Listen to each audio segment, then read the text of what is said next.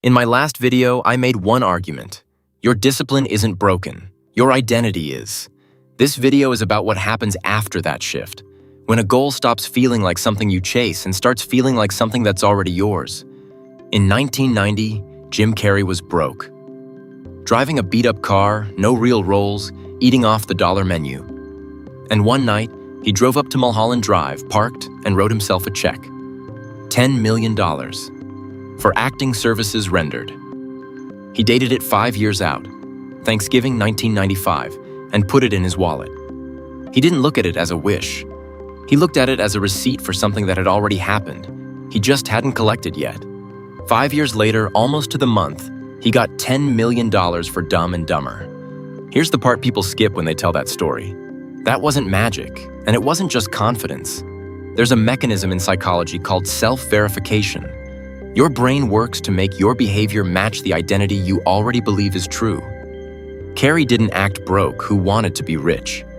He acted like the actor who happened to be temporarily broke. And every decision flowed from that. Now here's the thing though. When most people hear that story, they hear it backwards. They think the check made him famous. Like if they just believe hard enough, write the right number down, the universe processes the order. That's not what happened. The check didn't change the world. It changed who Carrey was being while he moved through the world. And I want to name something because I think you already feel it. There's a specific kind of tired that comes from wanting something for years. You don't talk about it much. It's the quiet thought at the end of the day. Maybe I'm just not the kind of person this happens for. You watch other people get the thing, and some part of you decides they were built different, luckier, chosen, and you weren't. I need you to hear this clearly. That thought is not a character flaw. It's not weakness.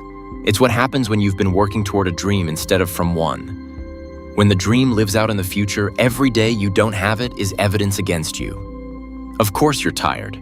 You've been collecting proof that you're not the person, one disappointing day at a time. That's the trap. And it's worth understanding exactly how it works, because once you see it, you can't unsee it. Your brain is not a camera. It doesn't show you the world as it is. It shows you the world it expects, based on who it thinks you are. Psychologists call this self-verification, and it's relentless. If your self-image says, "I'm someone things don't work out for," your brain will quietly filter for that. It'll downplay the wins, magnify the rejections, skip right past the open door because a person like you doesn't walk through doors like that. Same room, same opportunities. But a doubting version of you and a settled version of you are literally not seeing the same thing. Carrey set his filter to successful actor before there was a single piece of evidence. So when an opportunity showed up, he didn't experience it as a long shot. He experienced it as the paperwork finally catching up to a fact that was already true. Let me make this less abstract. Picture the moment you sit down to do the thing, the work, the craft, the lift toward whatever your check would say. And there's that half second of hesitation. Who am I to even try this? So you tell yourself you'll start when you're ready, when you know more, when it's the right time.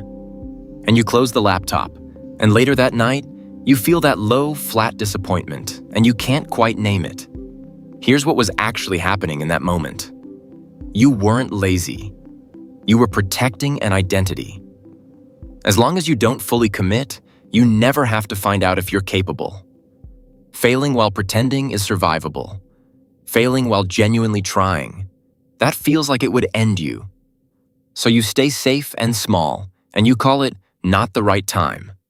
Now replay the same moment, but from the other side of the shift. You sit down. The hesitation still shows up. That doesn't disappear. But this time you don't treat the work as an audition for an identity you're hoping to earn. You treat it as what someone like you simply does. Not, "Let me prove I'm a writer." Just, "I'm a writer. This is Tuesday." The stakes drop out of it, and when the stakes drop, the resistance drops with them. You're not gambling your self-worth every time you start.